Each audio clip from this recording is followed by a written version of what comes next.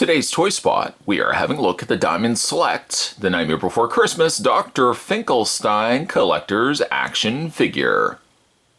New series has popped up at the local comic book store where of course, Spot picks up a lot of his things, and found the new Nightmare Before Christmas figures released there. Definitely had to pick these up, as I've been very impressed with the last bunch of Nightmare Before Christmas figures coming to us from the folks over at Diamond Select.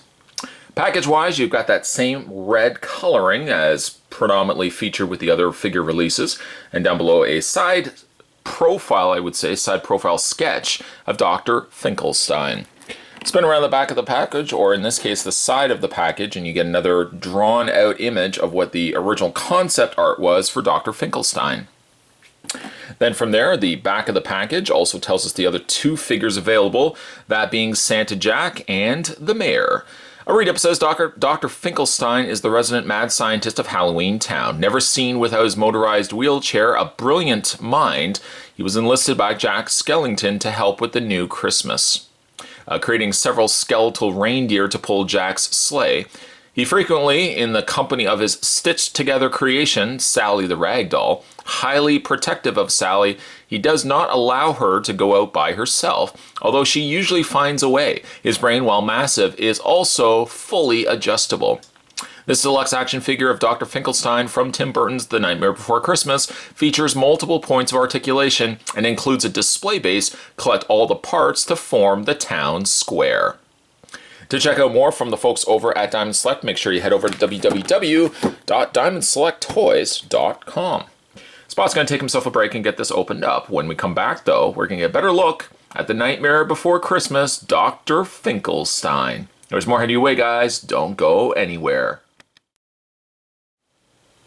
Some rather quick and anxious collectors may probably take the time and rip this guy out of packaging, and in the process, throw this out.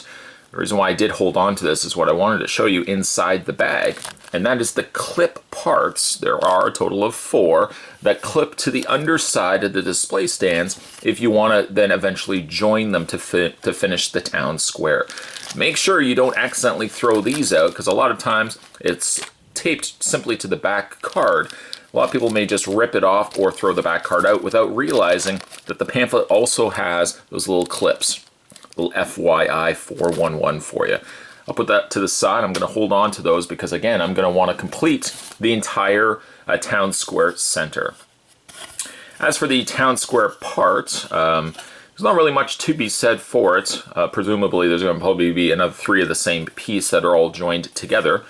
The coloring is almost a darker gray, though washed then with the blue over top there. It looks pretty decent. Of course, doesn't really look all that much until we start incorporating the other halves to it, until we finally get a completed piece, I guess quarters. So we'll put that to the side. We'll move Dr. Finklestein over just a little bit. His other accessory he includes with, or comes included with Dr. Finklestein, is his bowl of, I guess, soup. He also comes with his little spoon with some slots in there, little holes through the spoon section. Sadly, he does not have the means to really hold either. His hands, as I'll show you in a second, are completely flat and small in size. There's not really much you can do with it other than perhaps putting the soup in between his lap. And maybe you can kind of just wedge the spoon, maybe like in between his arms or something like that. But that's about as best as you could probably get with it. As I will show you in a second, there really isn't the means to properly hold it in place. So we'll just put that to the side for the time being. And by the way, coloring-wise, be careful as well that it looks like putting the spoon against the surface may scratch a little bit of that paint that's on the top there. The primary color of it is a nice blue with the green on the interior there. Not a bad accessory. Again, you can't really do too much with it other than putting it in his lap.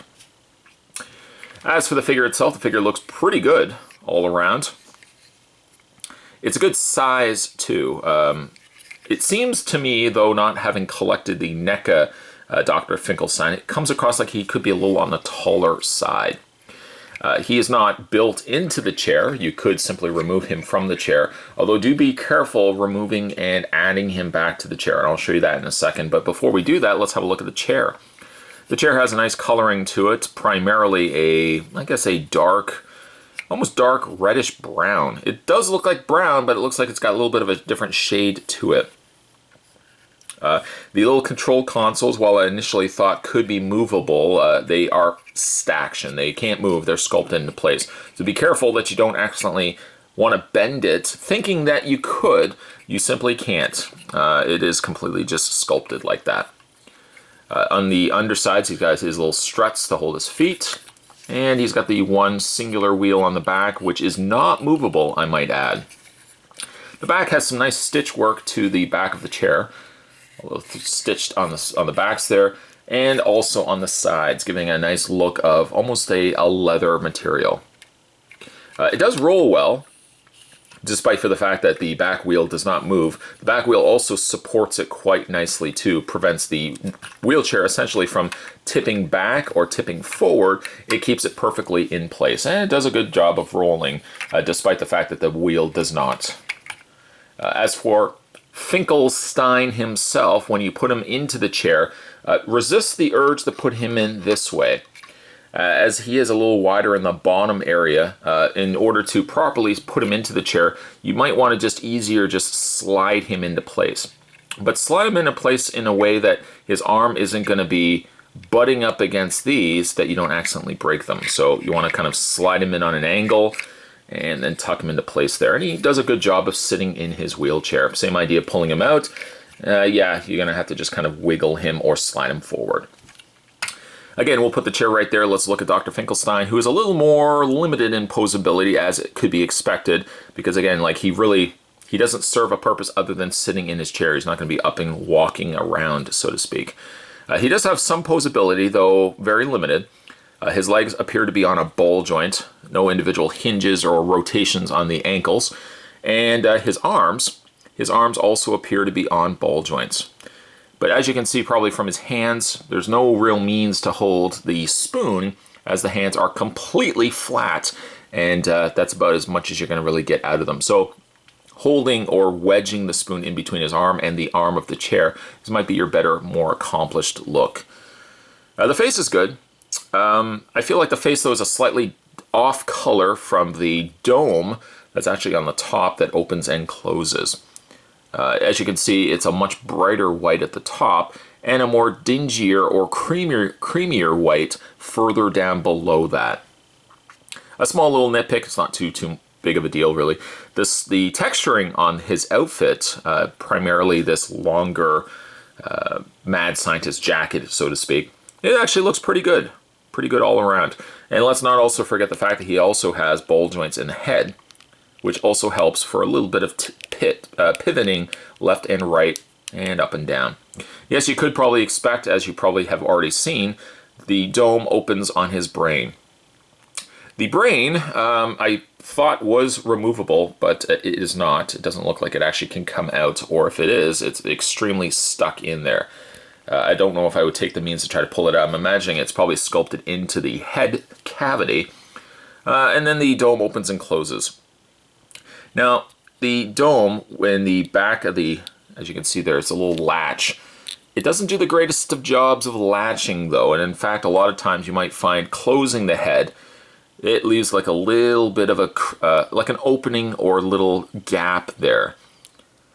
I just kind of adjusted it a little bit. I brought this back just a little bit, and eventually it does seem to want to give up and kind of let you get a more flatter look, but results may vary. You might find a lot of times you get that little gap in between.